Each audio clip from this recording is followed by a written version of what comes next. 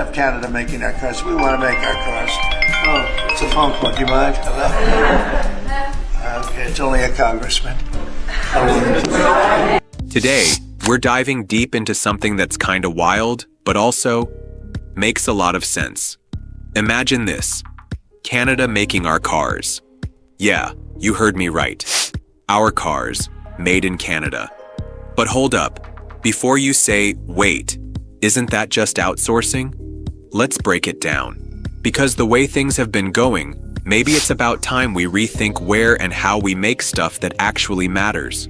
Look, back in the day, the US was king of making cars. Detroit, muscle cars, innovation, sweat, and glory. But fast forward to today, the global supply chain mess and companies chasing the cheapest labor have made that all complicated. Now here comes the twist. Canada, our friendly neighbor, stepping up to build those cars for us. Sounds kinda like that phone call interruption from a congressman, right? Like, yo, can you hold on? I got a call.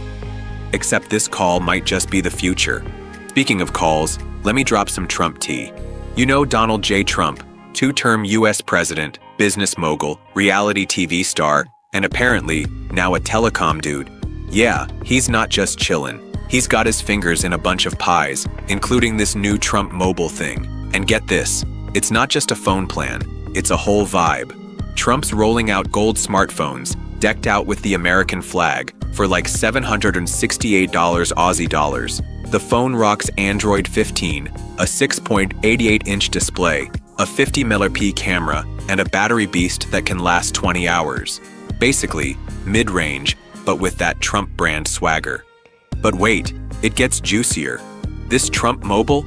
It's a virtual network provider, meaning it piggybacks on existing giants like Verizon and AT&T. So yeah, they're kinda renting space on the big guy's playground, and they're hyping features like telemedicine on your phone, roadside assistance, and unlimited texting to 100 countries. Pretty sweet, right? And here's the kicker. There's a special plan called the 47 plan, nodding to Trump as the 47th president, costing around $73 Aussie bucks per month. More expensive than the budget carriers, cheaper than the big dogs. Smart move to straddle that middle ground and grab the political crowd. Drop your thoughts below. Would you trust a phone or a car made by a brand that's half politics, half business hustle? Smash that like if you want more no-nonsense takes like this.